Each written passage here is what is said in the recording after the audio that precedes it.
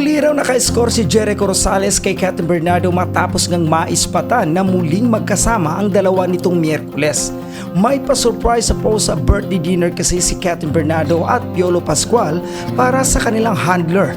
Actually, February pa ang birthday ng handler nila pero kamakailan nga lang natupad ang plano ni Catherine Bernardo at Piolo Pascual na i-surprise ang kanilang handler. Komento ng mga netizens sa X, at last ay naka-score uli si Jericho Rosales kay Catherine Bernardo laban kay Alden Richard.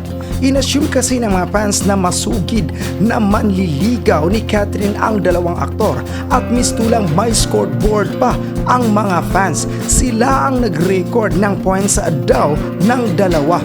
Kung matatandaan, parehong nasa El Nido birthday celebration ng aktres sina Alden at Jericho noong March 26. Pareho pa nilang kinantahan ang birthday girl na nagpakilig sa mga netizen. Pero nakalamang daw agad ng 3 puntos si Alden laban kay Jericho nang dumalo ang una sa post-birthday dinner ni Catherine at House of Blessing ng Bernardo Mansion last week. Magkasama rin ang Catherine sa isang National Sales Convention sa Maynila Hotel. Marami rin sa mga fans ni Catherine ang boto kay Jericho. Sana raw ay dalas-dalasan nito ang pagdalaw sa aktres kahit pa nga sinabi ng aktor na hindi siya nanligaw sa ex-girlfriend ni Daniel Padilla. Hoping pa rin ang mga netizen na muling magsama sa pagja-jogging ang dalawa. Okay, ano masasabi mo tungkol kay Jericho Rosales?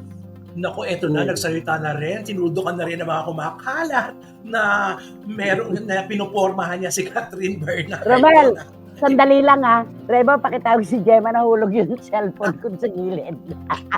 And ito pa naman yung working phone ko. Okay. O, totoo naman yan, ano? Oo. Sinabi niya ang prioridad daw niya ngayon talaga ay ang kanyang karera at hindi daw ang kanyang love life. Paano na yan? May babasahin ako dito, maganda yung mensahe ni Juris, nahulog lang yung telepono ko. Ayan, babatiin ko lang muna habang pinupulot ang cellphone ko. Si Paul Cancio ng CVM Pawn Shop. Masarap na tanghali sa inyong lahat. Ganun dun sa CVM, pag nagsanla ka, ang sasabihin sa'yo, masarap na tanghali, masarap na hapon, ganon. Ay, Gemma, naku. nandito. Gemma, please, pagapangin mo na lang si Jom. Nakakaloka. Ayan, paano yan ngayon? Si Jericho Rosales, prioridad pala niya. Ang paano na? Kaya tama lang din naman. Kaya, ay naku, pabor yan sa cut din. Kasi nga, di ba? Matutuwa sila. Sasabihin nila, sumuko na. Ay, hindi mo nakuha. Okay, kukunin lang daw. Dadapa lang si Gemma sa ilalim ng kama. Sa silong ni Kaka. Ayan. May taong nakadapa. Naku, lalagyan ko na ng unan yung gilid dito para hindi na mangyari pa ang lahat. Kasi maganda yung mensahe ni Juris Doctor Channel. Naku, angkol, wala namang ganyanan. Parang ganon. Ganyan daw ang sinasabi ng mga lalaki na babasted. Parang ganon. Andyan na? Ay, wala pa rin. Naku, baka daw mahulog. Oo nga, I-52 yan. Pag nahulog, walay na. Sabi niya, angkol, wala namang ganyanan. Naku, tuwan-tuwa ang mga cut din ngayon dahil nabawasan na ng isa. Di ba? Oo, correct. At saka ito pala maganda kay Jericho na yun, hindi pala ito nag-social media, kaya hindi niya nababasa lahat yung mga pa-angkol-angkol at naririnig yung mga tituhin, angkol, hindi niya pala nababasa yun. Kaya rebuilding his career talaga ngayon talaga. Alam mo, maganda yun. Kami ginagawa ko, may nagkukwento lang sa akin, pero ang oras ko ay akin. Hindi ako na-stress kasi hindi ako tumututok. Nakaka-apekto kasi yung ganyan pagka isinapuso mo. Eto na. Sabi ni Juris Doctor, eto na yon. Ay sumirit pa talaga si Angkol. Ganyan na ganyan kasi ang mga linyahan ng mga kakilala kong nabasted. So ito, to save face at para ma-maintain ang premium. Angkol, please, wag po. Sabi niya, wala raw namang ganyanan. Nakakaloka, no? At eto pa, tanggapin mo na kasi, Jericho, na parang uncle ka na lang talaga ni Catherine. Si Alden, ang swak na swak sa edad niya. Sabi naman ni John. Oo, di ba? Diyos ko, nakakaloka. Oy, binabati ko lang si Reggie Bunoan, ang isa sa pinakamamahal kong anak at kasama sa industriya ng panulat. Mahal na mahal Hello, ko, anak. Reggie! Mag-iingat ka palagi. Ayan. At eto pa, sabi na, ayoko to. O, ay, hindi ko Bakit? Ano babasahin talaga? to. Mahal kong anak-anakan na si FMer, hindi ko babasahin ito. Hindi ko babasahin to. Walang kalaban-laban si Eko dito. Di ba? Alam siguro ni Jericho na wala siyang chance kay Catherine. Good move kasi hindi sila bagay. Yun lang yun, sabi ni Ching Bautista Silverio. Matindi yung isang hindi ko binasa. Ayoko talaga. Grabe, grabe talaga. Nakakaloka. Ano ba yun? Nakakaloka. Ayan. Ay, naniningil naman pala ang smart. Pati naman dito. Oh, ay, malapit na nga naman ang bayaran. Okay. Ayan. At eto pa, sabi ni Wating-Wating, correct nanay, parang sumuko na nga si Tito Eko. Kasi alam niya na wala siyang ilalaban kay Alden. Ayan na nga be, di ba? Eh, mas priority raw niya ngayon ang kanyang karera. Career. Kesa sa love life. At saka siguro, pero hindi, ang tagal-tagal na nilang wala ni ano eh. Di ba? Oo. Taon na ang binibilang ng paghiwalay nila Kim mag-asawa. Jones, Si oo. Kim, di ba? Hindi rin natin Oo. masasabing agarang papalitan eh. Sinikreto lang Oo. nila yung paghiwalay pero napakatagal na panahon na yun. Yun lang Correct. yun. At saka tama lang na kakarir muna kasi sayang eh, di ba? Naudlot, na tumigil din yung karir niya kaya ngayon nire-rebuild niya ngayon din yung karir niya. Kaya At tama saka lang alam din mo, naman. napakagaling na aktor ni Jericho Rosales. Actor, Isa ay, siya sa correct. pinakamahusay. Dapat lang. Sabi naman ni Tita Nene Olanda, Jericho, mas mabuti nga na tumuto ka na lang sa iyong karir. Napakagaling mong umarte, sabi ni Tita Nene. Sabi sa iyo 16 years ang gap nila ni Catherine. So parang uncle na lang talaga siya ni Catherine. Kaya Alden talaga ang swak. Di ba, Miss R?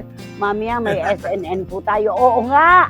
Nako, Boy si Karagay, salamat sa pagpapaalala lagi-lagi. Mamaya pong alas 4 ng hapon, syempre pa, meron po tayong Showbiz Now Now At na. salamat po sa inyong suportang pagkasarap-sarap. Nakakatuwa Thank you talaga. Maraming salamat sa inyo. Eto pa, huwag mo naman banggitin ang pangalan ko. Pero kung hindi mo babasahin ito, sasabihin ko, duwag ka. Hoy, huwag mo akong anuin. Huwag mo akong hamakin at hamunin. Subrukan. Kaya kong basahin to. Kaya lang, hindi ko babanggitin ang pangalan mo bilang respeto. Jericho, huwag ka na munang makipagsiksikan sa hilera ng mga pumipila kay Catherine. Nasa bandang dulo ka na, nauuna na si Alden. At meron pang isang young actor na naghahanap ng lilim sa ilalim ng araw. Meron ng collab team, meron na yatang girlfriend, pero nagsabi pang manliligaw siya kay Catherine. Alam ko yon kung sino Ay. yon. Oo, no? Malakas din ang loob nitong young actor na to di ba? Kasi Ayan. nga, di ba? Alam naman natin, sikat Oo. ang Catherine. Yan, totoo yan. Naku, eto pa, meron pa si John. Jericho, namimiss ka na namin sa pag-arte mo. Isa ka sa best actors that we have today. Mas maganda nga talaga, focus on your career. Wag na muna ang love life. Anyway, hindi naman hinahanap yan. Dumarating. Kusang dumarating kapag para sa iyo talaga. Tama! Yon, di ba? Ay nako, ang daming ayaw kay Eko para kay Catherine. O ayan na, pinuldo ka na rin ni Eko kasi naramdaman na siguro at marami na rin nakapagsabi niya, nako, negative tayo dito ngayon. Ipagpaubayan na lang natin kay Alden. Si Iram Lia, pagka init-init din sa Qatar, di ba? Ganon din ang kanyang damdamin. Siyempre pa, eto ang sabi niya, magandang mag-concentrate na muli sa kanyang karir si Koyang. Isa siya sa mga best actor sa showbiz to follow na lang ang love life. Andyan lang yan, sabi ni Iram Lia. Oo nga naman. At sabi ni Boycie, for your eyes only. Chuchu po ba? Oo, tama ka, Boycie Karagay. Siya nga at wala nang iba pa.